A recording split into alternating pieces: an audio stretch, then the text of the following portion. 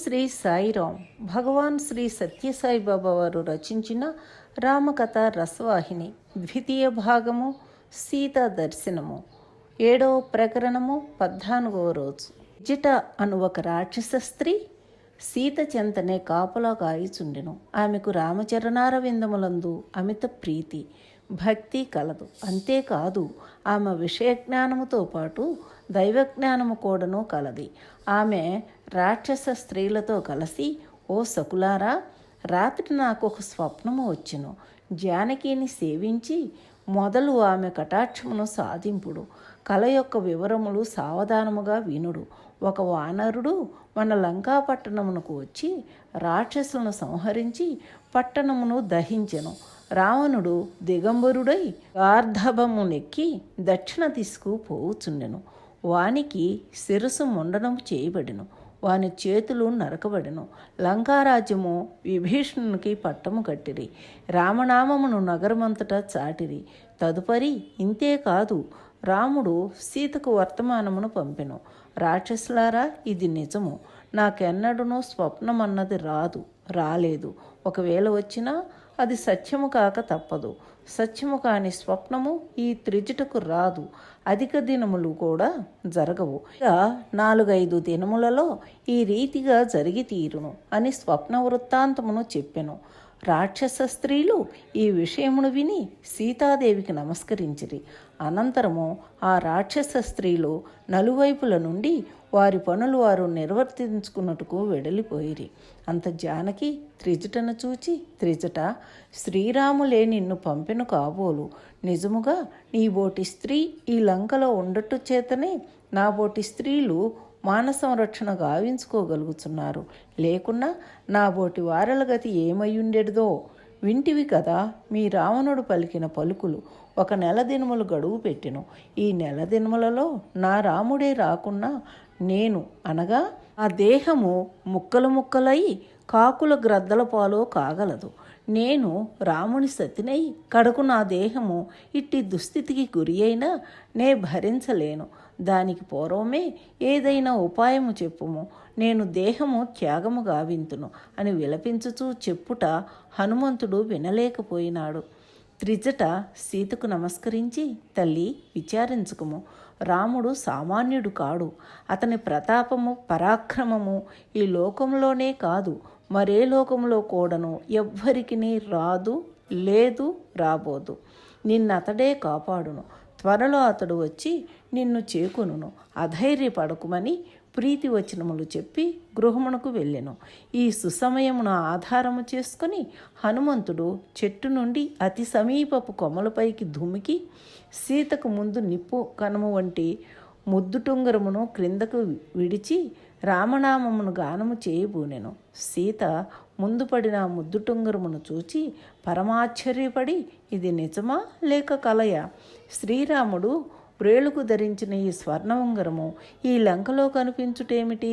ఇది రాక్షసమాయా లేక నా భ్రమయా అని తనలో తాను తర్కించుకొని, ఏమైననేమి, నా రామచంద్రుని ఉంగరమని తెలిసియు నేను స్పర్శించుకుండిన ఎంతటి పాపము అని తక్షణము ఆ ఉంగరము తన చేతితో తీసుకొని కన్నులు కద్దుకొని ఆనంద భాష్పములు రాల్చుచు, రామా, నీ దర్శనమును ఈ ఉంగరము ద్వారా ఇచ్చుచున్నావా అని తల ఎత్తి పైకి చూచిన తోడనే ఒక చిన్న వానరుడు రామా రామా అని స్మరించుచుండినట్లు కనిపించెను. క్షణము త్రిజట చెప్పిన కథ జ్ఞాపకము చేసుకుని, ఆహా, నాకు సుదినములు సమీపించుచున్నట్లున్నవి. 10 నెలలుగా రామనామమే వినని ఈ లంకలో నేడు రామనామము స్మరించు జీవుని చూడగలిగితిని. రాముని ముద్దుటుంగరము అందుకోగలిగితిని అని పొంగిపోయిను. అంతటితో తన ఆనందమును పట్టుకోలేకపోయిను. ఏనాడు పరులతో పలుకునైనా పలుకని సీత ఆ వానరాకారము చూసి, ఓ వానరా, నీవెవడవు? ఈ ఉంగరము నీకెక్కడిది అని ప్రశ్నించెను. లోలోన రాక్షసుల మాయలను అనేకముగా చూచి అనుభవించుట చేత వానరుని అంత త్వరలో నమ్మలేకపోయాను. అనేక విధముల వానరుని ప్రశ్నింప మొదలుపెట్టెను. మధ్య మధ్య రామచంద్రుని క్షేమవార్తలను అడుగుతూ కంటిధారలు కార్చెను. ఈ విధముగా హర్ష విషాదములచే డోలాయమానమగుచున్న సీతను చూచి హనుమంతుడు తనకు రామునకు కలిగిన సంబంధ బాంధవ్యమును లోన ఇముడ్చుకోలేకపోయినాడు. రాముని పుట్టుపూర్వోత్తరములను, తన జీవిత చరిత్రను పోసకృచ్చినట్లు చెప్పెను.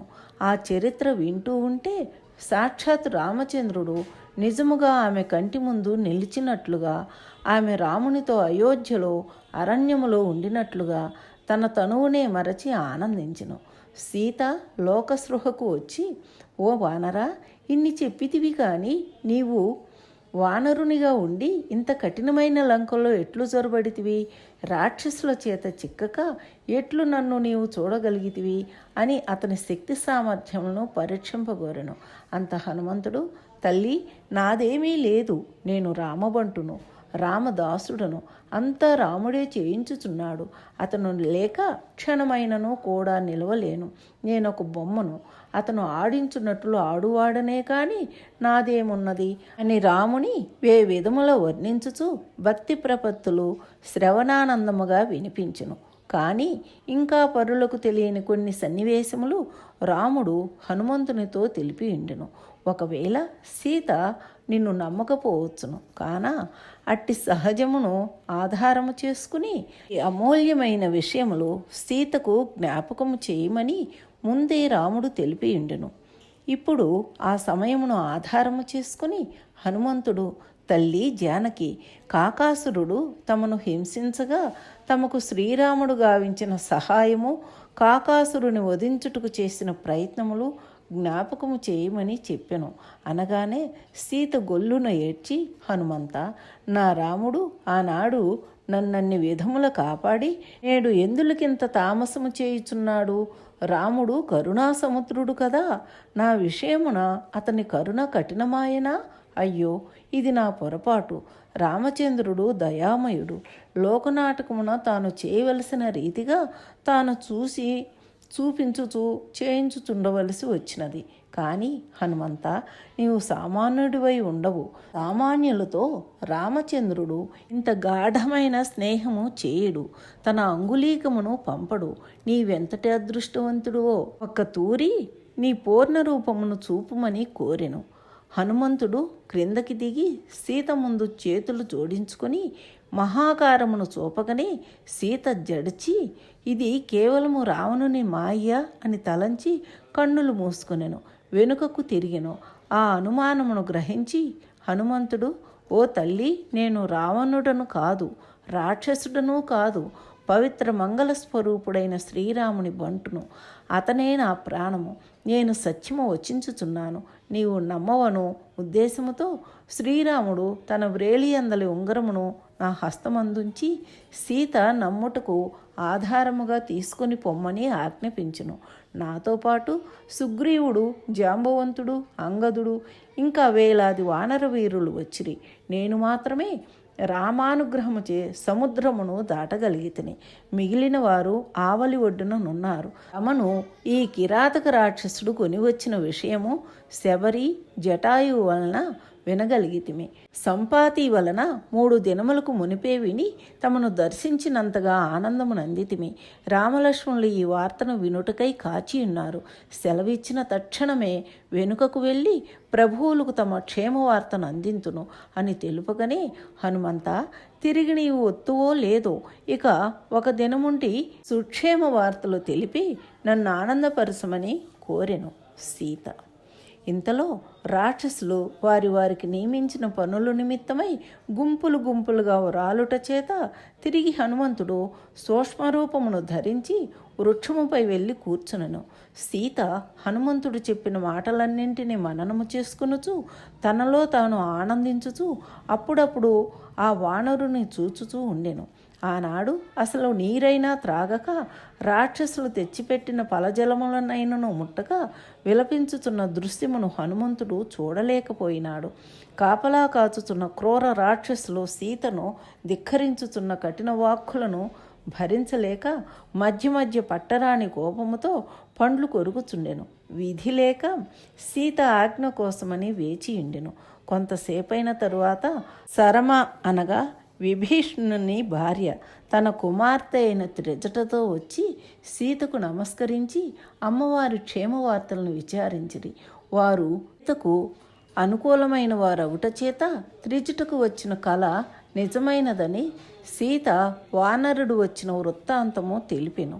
త్రిజట శరమ ఇరువురు ఎంతో ఆశ్చర్యముగా సీతను పరిపరి విధముల విషయములను సెలవీయమని కోరగా చెట్టుపైనున్న వానరుని చూపించి అతడు తెచ్చిన ఉంగరమును కూడా వారలకు చూపెను. వారిరువురు ఆ ఉంగరమును కన్నులు కద్దుకొని ఆనందించిరి.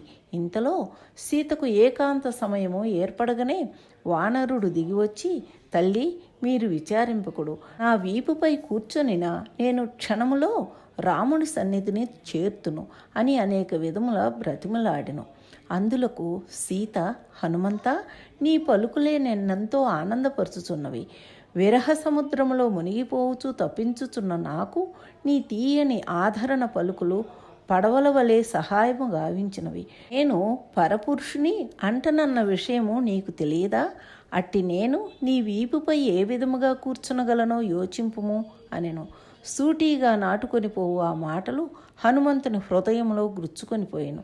అతడు, అమ్మా, నేను నీ కుమారుడును కదా, తల్లిని వీపుపై కూర్చుని పెట్టుకొనుటలో తప్పేమున్నది, దోషము లేదు కదా అని పరిపరి విధముల ప్రార్థించును. అందులకు సీత, హనుమంత, నీకు నాకు మన భావములు మాతాపుత్ర భావములు కావచ్చును, కానీ లోకమేమనునో యోచింపుము. లోకమున కూడా మనము చూడవలెను కదా. ఆదర్శవంతమైన జీవితాన్ని నిరూపించునట్టి వ్యక్తులుగా మనము మెలగవలనే కానీ అన్యుల చెవురేలు చూపించుకుని పని చేయరాదు. ఆత్మతృప్తి లేని పనులను నేను అంగీకరింపను. నా ప్రాణము పోయినను సరే, రాముడే నన్ను కొనిపోవలను, కానీ అన్యుల సాయము నాకు అక్కరలేదు.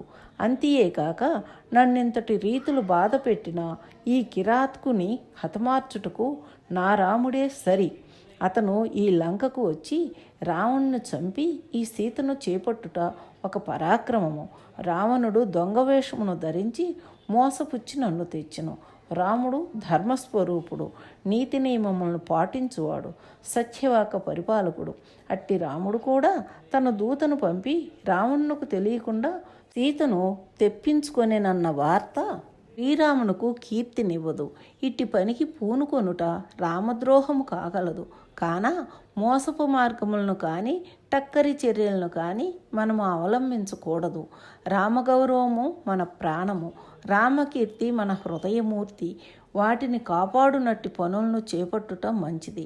నీ వాక్కులు నాకంత తృప్తిని చేకూర్చుట లేదని హనుమంతుని వాక్కులను నిరాకరించిన సీత వాక్యములకు హనుమంతుడు ఎంతయో సంతసించి సీత యొక్క గుణగణములను తనలో తాను ఎంతయో కీర్తించుకొని ఆనందించి, తల్లి, నన్ను క్షమింపుము. తమ బాధకు శ్రీరాముని విరహము కాదనను కండ్లారా చూచిన వాడనగుట చేత ఎంత త్వరగా తమను శ్రీరాముని చెంత చేర్చ వీలుండునో అంత త్వరితముగా చేర్చవలెనను ఆతురతచే నేనట్లు ప్రార్థించి తిని తప్పైనా క్షమింపుమని మరీ మరీ నమస్కరించెను. ఓం శ్రీ సాయిరాం. సర్వం శ్రీ సాయిరామ పాదార విందార్పణమస్తు. సమస్త లోకాః సుఖినో భవంతు. ఓం శాంతి శాంతి శాంతి.